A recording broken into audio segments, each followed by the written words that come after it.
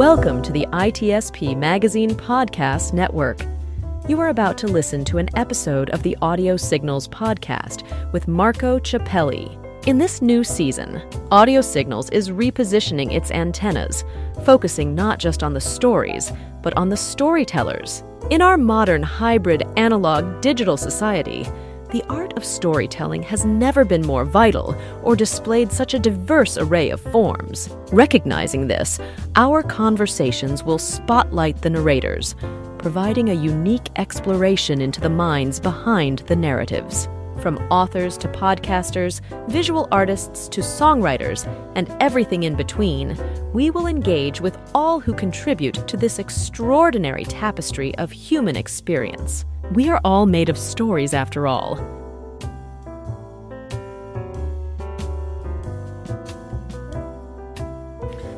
Hello, everybody. Welcome to another episode of Audio Signals podcast with me, Marco Ciappelli. As you know, lately, not only we talk about stories of all kind, which often are books and written stories, but that could be also music, songwriting, painting, art, photography, any way, possible way that people can tell stories.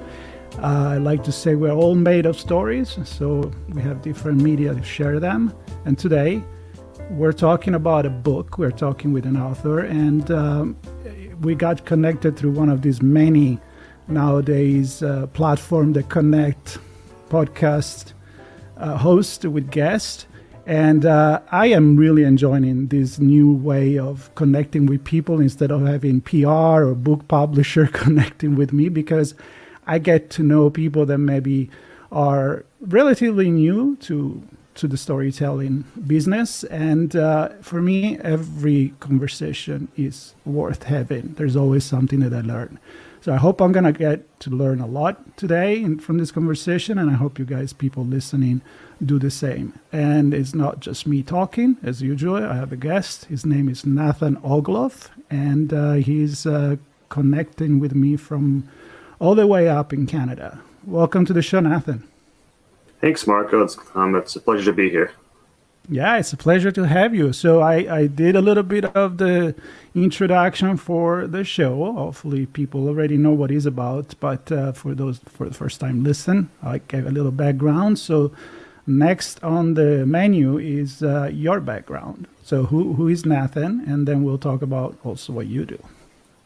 Well, Nathan's just a guy that ever since 4th or 5th grade, I wanted to create these really rich, intricate, deep, vast universes that people could just dive into and get lost in and get obsessed with. And I think it all started when I saw the Star Wars trilogy. Before that, I thought I was going to do architecture or engineering. And then I saw that set of films, and it was like a complete 180. I was like, forget all that other stuff. I'm doing that. That is what I'm going to do for the rest of my life. And then kind of struggled to figure out exactly how I would do it. I thought it was going to be video game development or film. I tried being a programmer in the video game industry for a while. It didn't work out. And then in 2013, I had this idea for a novel. It was an idea that was kind of swimming in my head for years, but I decided to put it in written form because I thought, okay, here's this thing called a novel. Writing's a little bit of a simpler medium. You just need you, and you do have a lot more mastery over your domain and your world when you do become an author. And so I said, well, why don't I take this idea that I think is very unique and very interesting? If I can just nurture it and breathe fire into it, then it can just grow and it can become something that really just blows people away. So in 2013, I committed to making this novel, which was originally going to be one. Now it's a series. And I thought it was going to take 2 years, but instead, 9 years later, I finally finished it, tried finding a literary agent for a year, and then went the self-publishing route, and it'll be coming out in less than a month. And so that's who I am in a nutshell, briefly. That's really cool. I also see on your website that you are an author, and we just heard that story. You're a metalhead, and maybe some people want to know what that is and why you're a metalhead, and a Lego fanatic. So we'll go into that. For some reason, all these three, when I was reading your bio, they are connected in a certain way. I don't know if you feel the same way. It's kind of like throwing this epic metal story in there that many times do often we connect with sci-fi, with mythology, with writing. I mean, again, writing song is definitely part of storytelling for sure. And then there is the Lego part that will be interesting to know. But do you see this connection? Is it like all the things that you do kind of gravitating around this sci-fi fictional world? I would say, okay, so I mean, I just tend to like go after stuff I like, but I can say specifically with metal, like it's not something I've been super into for my whole life. It's only really been within the past 5 years that I've kind of just committed to like, oh, this is the music I'm listening to. And it was a series of a bunch of things. So it was the fact that I'm writing a post-apocalyptic series, and I remember seeing Mad Max Fury Road, and there's that one part where like the guys in the war wagon with the guitar just riffing, and it all just went too well so together. So I'm like, all right, metal, like I like that's good to have in my post-apocalyptic. But then I also saw there's this YouTube channel I follow called Geography Now, and they had a video called The Geography of Metal Across the World. And so you find out that metal doesn't tend to be a very like, it's not always necessarily a Western thing. Like they exist in various different forms across the planet. So like, for example, there's a Colombian metal band on my playlist called Kraken that I have. And then I have a Mongolian metal band called The Who on my playlist. And they got like this wild sound because they combine their traditional throat singing with like the instruments. And so once I saw like there was all these bands across the world, right? Because my series involves rebuilding civilization across the planet, and I do have story arcs that eventually start in other parts of the world. I said, well, this is metal across the world. It takes place across the world. To keep the theme consistent and the stylistic elements consistent throughout the series, like this is it. This is what I want to have. And then that was the second thing. The third thing was I started just finding random metal playlists on YouTube. Like people would just make various collaborations. And then I started getting introduced to all these bands and their songs. And I was like, oh my God, this music's like on a completely different level than a lot of this pop crap I've listened to or just kind of I hear in the background of everyday life. So, and I've always had I've always gravitated towards like the 80s metal and like hard rock. It's what I remember from my childhood. And so what I ended up doing was I ended up doing this process where like, if I like a couple of songs by a band, I'll like start going through their albums from the first to the last. And as I listen to the songs, I kind of write down what I think is great or what I think is like. I get a list of songs that I like, and then I'll go through it again. And if I do indeed like those songs, I add them to this playlist of mine. And metal, in a sense, is connected to my interests because if you've ever noticed metal bands, like if you've listened to enough of their songs, you can tell that they were these nerds and geeks in high school, but instead of going the tech or intellectual, quote unquote, intellectual route, the science route, they were artistic and went the song route. And so you can tell a lot of that in their songs. Like, I mean, there's a band called Gamma Ray. Well, Gamma Ray is one of the most powerful energy events in the universe. And then, as I was telling you before the podcast, there's Manowar that they sing songs about Norse gods and mythology, and you find that happens in a lot of bands. Dio has this one song called "The Book of Magica" at the end of one of their albums, which is really a song. It's just kind of like a short little legend, but still that fantasy element. And so, if you've looked at Judas Priest's album covers, they do have sort of a sci-fi element to some of them, or a machinery element. And that's another thing. I do like machines, and you guys will see a lot of that in my novels if you do read them, which you should read them because they're really good novels. Right. And so it's just all of that really hit me, and it really aligned with my interests. And so I was just like, yeah, this is me. This is it suits me so well. And so, yes, in a sense, they are related, although I don't know how many heavy metal authors there are out there so far, but hey, maybe I'm the first, I don't know. And so there's heavy metal, and then there's Lego, which I don't know if it really aligns with what I'm writing, but it's just something that I had told myself a long time ago. I said, okay, I'll stop messing around with this when I get tired of it. And I just never got tired of it. I mean, I thought like, because, you know, like the boxes used to say 8 to 14. And so I thought like when I turned 15, some switch would get shut off and I would just suddenly lose interest. But I found that wasn't happening. And so it's gotten a little crazier in recent years because I don't have the space or the money for it, but I use a program called Lego Studio to make these really large Lego models I have. And a lot of them I've done what are called photorealistic renders of them, and I put them on my Instagram. And so I've got like, it's usually just been mostly Lego spaceships recently. And so the largest... It all comes together. It all comes to Star Wars. I was envisioning you when I saw Lego, you building, you know, the Death Star or, you know, the big spaceship and the X-Wings and all of that. So I don't know. I kind of had this idea that everything was coming together. And as you are telling me this, it sounds to me that there is a common theme that, then it brings you to this kind of probably post-apocalyptic stories that we're going to dig into a little bit more. I mean, I'm looking at the cover on your website for your book, The Sapien Empire, and it does remind me a little bit of Dune, a little bit of Star Wars. I see the desert and I see all of that. And if I'm gonna play a music with this, it's gonna be heavy metal for sure. So, but I come from that as well, so that's why I'm excited about this conversation. But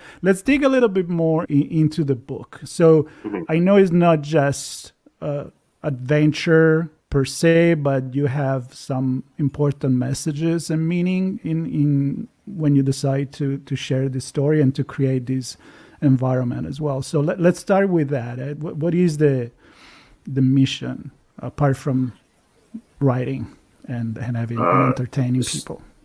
So in the book, for those who don't know, it's post-apocalyptic, but the twist I have here is civilization's coming back. So I'm really starting at the end of the post-apocalyptic era. And when civilization comes back at the hands of the protagonists, they're trying to do things right, have a moral world, one that's not filled with a lot of injustice and decay and narcissistic, sociopathic people having their way and being in charge. Typically what you think of post-apocalyptic. And so that mission is a lot easier said than done. And so in the book, I do a lot of explorations of like, how do you create a world like that? And I have to go into detail about how societies organize themselves and what better is and why people think and function the way they do and why people disagree. Because I've been telling people recently that one of the problems is a lot of us want the world to be a better place, but we tend to have our different versions of better. So someone's better, maybe somebody else is like not better. And so because they disagree on their versions of better, it's as a result, there's tension and nothing really happens. And so it's like, well, if you want something better to happen, if you want to not repeat the mistakes of the past, you really need to take a look at why people act the way they do, how they can get manipulated by charismatic yet again sociopathic leaders that may not have their best interests in heart. They're just power hungry. And I don't, not so much in the first novel, but in the second novel, I start diving into, we have a lot in our evolution that dictates our behavior, and we're trying to push something counter to that. It really, you're really going to have problems. So you first have to acknowledge that as you try to build a solution, and really just ask yourself, like, how do we avoid this cycle that we seem to had been caught in for centuries, if not millennia. Well, that sounds pretty intense, and I mean, I agree in having this kind of mission and vision. What I always find incredibly difficult, and I said to myself, I don't know if I could do something like that, is when you are able to create an entire world. And I love this kind of books. I mean, I love the Tolkien, or the old Lord of the Ring, Middle Earth, and all of that, and the Star Wars, and all things that you've mentioned. And I'm like, I said to myself, I'm a decent writer. I like to write short stories, or I write things for work. But the idea of creating an entire cohesive, consistent, coherent world, I don't know how you guys do it. So can you maybe give me some of the way that you do something like this, and you say, okay, this is the core of the story, and this is how I'm going to build everything else? It's daunting to me. Yeah, so this isn't something I actually did with the first book, but I should have, but I kind of did it with the second one. Is I had to first just sort of ground myself. I had to create some pillars, so to speak, that I could that kept me grounded. And so the pillars were, okay, what does it mean for something to be post-apocalyptic? The second one was, what do you like about post-apocalyptic? What gravitates towards you? 3 was, what messages are you trying to convey through this post-apocalyptic world? And then 4 was, how do I tie it all together? So how do I create a world that draws you in? You see things from the perspective of the characters. The messages I display aren't too on the nose. How do I just make it cohesive? And so one thing I liked about post-apocalyptic was there was elements of, and when I say post-apocalyptic, like there's basically 2 camps of it. There's the camp of the story starts with people that remember the world before the post-apocalyptic world. So you think the Walking Dead or The Last of Us. There are people that remember life before things went to crap. And then there's the other camp, like Mad Max, where it's so far in the future that the people have no memory of our time, and it's actually our time shrouded in mystery and myth. And so I like it when they take things that we kind of take for granted and they're elevated to the level of they're deified. So the one example I like to cite is the cult of V8 in Mad Max Fury Road, where it's just a V8 engine and a wheel, but it's like the center of their religion. And so that's really interesting. So you start with the world like that, then you ask yourself, okay, well, I've got these messages that I want to convey of how do you make the world a better place, but you got to make it a better place when people think like that. So like, first you have to make it so that people understand what better is, or at least a portion of them. And then they got to convey that message to everyone else. And so one idea I really settled on in my story world was there's 2 types of societies that kind of exist. There's these city-state societies that have the basic embers of civilization. So they know what like an economy is, and they know what currency and trade and taxation are. And so they have a vague memory of the past. They have a memory of these ideas of what better was supposed to be and sort of what people were trying to do before things went to garbage. And then you have these other societies, which are what you typically think of when you think of post-apocalyptic, like Mad Max, where everything in the past is just deified. And you might even go as far as to say they're a little bit more simplistic, quote unquote, than the city-state people. And so I like that idea because it shows the contrast, that contradictions that can often happen in our society between like rich and poor, liberal and conservative, urban and rural, those like mentalities that sometimes really just butt heads with each other. And so that's where I started. And then a lot of these societies I build, it's just like I keep like I get into this headspace where I'm like, oh, I've got the solution. This is just what society needs to do, and everything will be fine. And then you realize, well, it's a little bit more complicated than that. And then you talk to other people and you realize, okay, well, they have a different version of what you're supposed to do. And so, as I said before, all these different versions of what better is. And so I always keep coming up with a different version, and then that just becomes the center of a belief for like a different faction of people within my world and within my story series as I introduce them and as the story goes on. So there's that, and also a lot of the names. I'll either just play around with letters and words, or I sometimes just take words and sort of smash them together and do a lot of, you'll find there's a lot of portmanteau in my stories. And so, and also the dialogue, there's that aspect too. And how I come up with that is, I kind of realized this when I was watching like the 3rd or 4th season of Game of Thrones. That was a really popular TV series.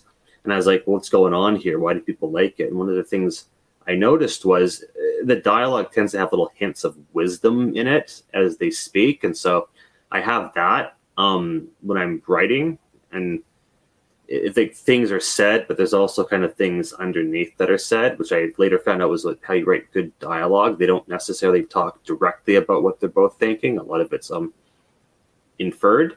And that's a long-winded answer. The short answer I like to tell people, just to be funny and cute, is how do I come up with this? A lot of LSD and mushrooms, everyone.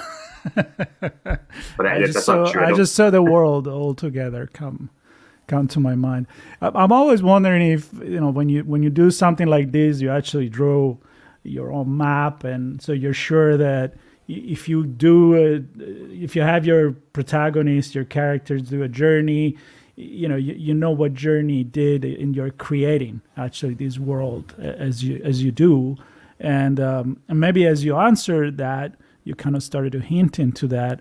If you want to tell me, I mean, who's the character on which the story is based, and how this person described, or is it one person? Do you have multiple characters, kind of like the Game of Thrones, where you have different story within the story? What's the strategy there? Yeah, so there are 2 main characters that are dual heads of state, and they are responsible for kickstarting this rebuild of civilization. And there are other story lines I do touch up on. It's usually just, here's the villain talking with his comrades. And then like I have in the second part of the first novel, a little sort of sub-story of some commoners, so to speak, quote unquote, that you just kind of see things from their perspective. And that whole idea is to show like, here's how the decisions the people up top are making, here's how they're affecting those at the bottom that they're trying to help.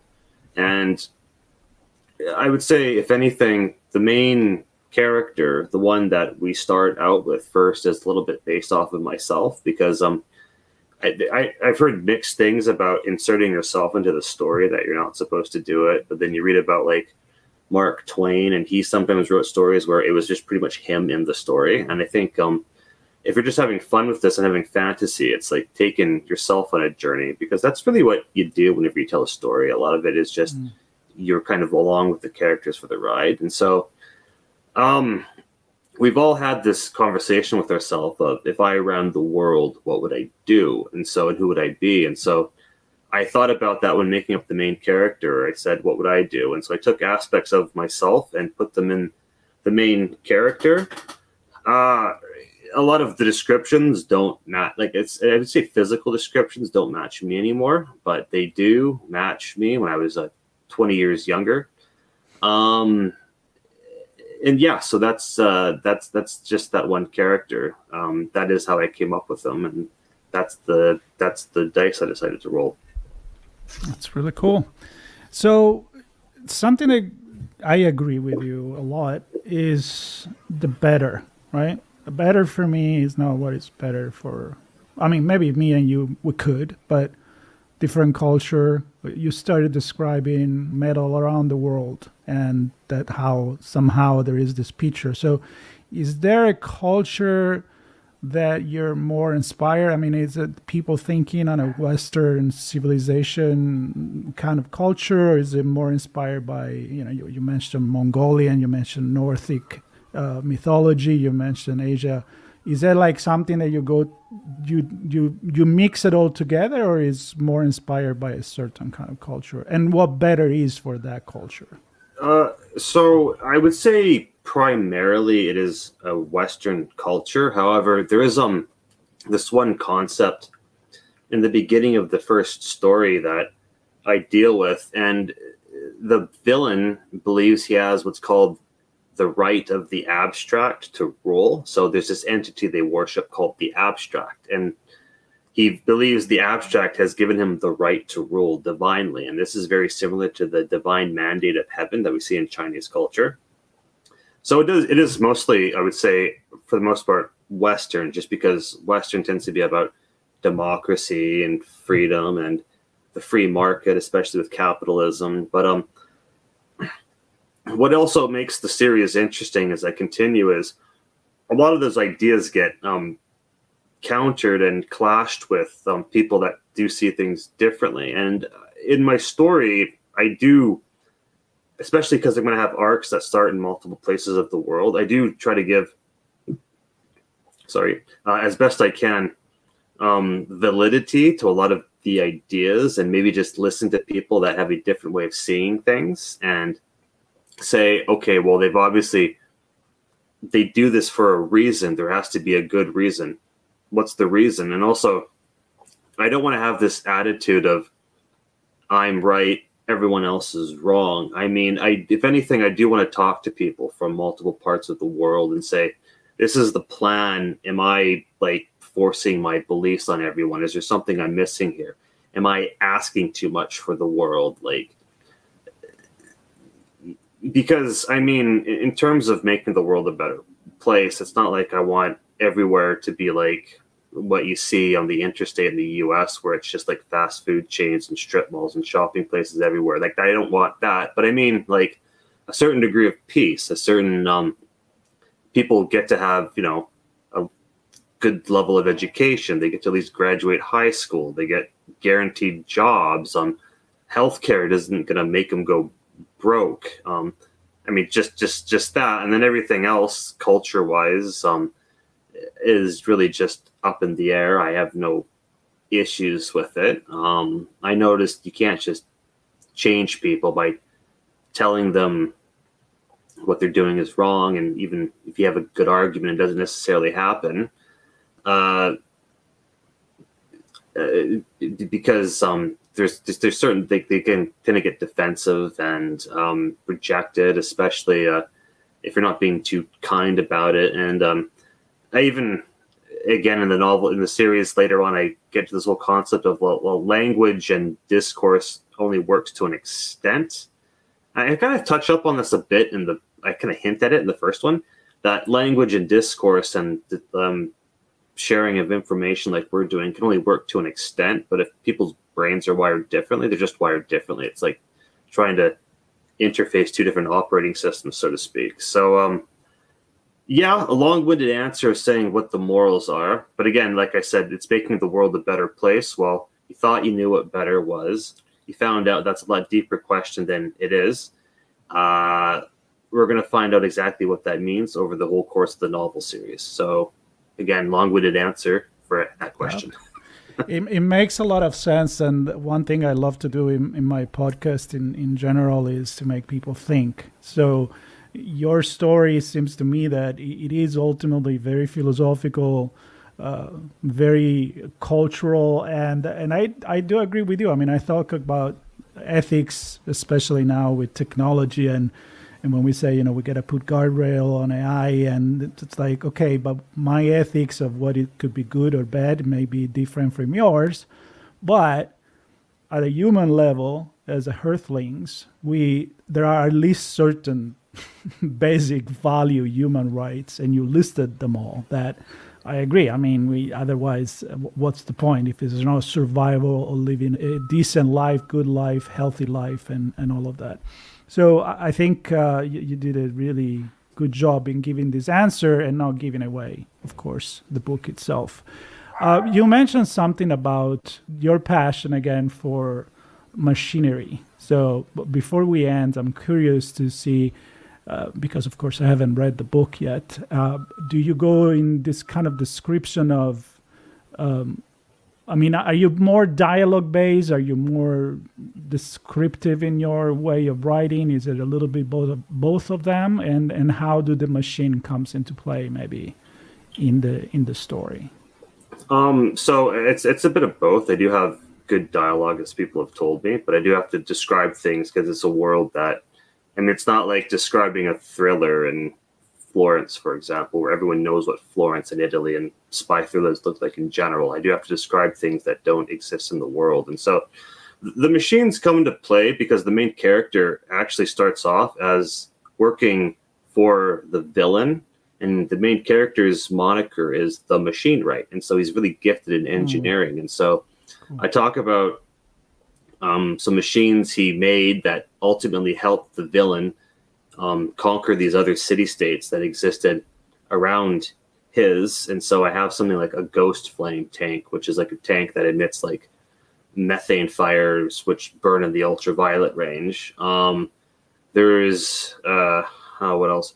Oh, there's something called the chained battering ram, which is like it's based off of what's called a flail tank, which came out in the 1940s. And so that's just like sort of the psychological devastating machine he comes up with. And then later on, he comes up with like a sampling machine that can, like, if you have a mine or a patch of land where you're trying to sample where the good stuff is, it's just a simple, like, the drill that goes down, takes up a sample, says, okay, what's here, and then goes on and so forth. And it's quick and easy and able to reposition itself. So it's stuff like that. And then there's this machine that comes about later in the story that I don't want to give away too much because it's pretty interesting. Yeah, I was going to stop you. I'm like, don't give away too much.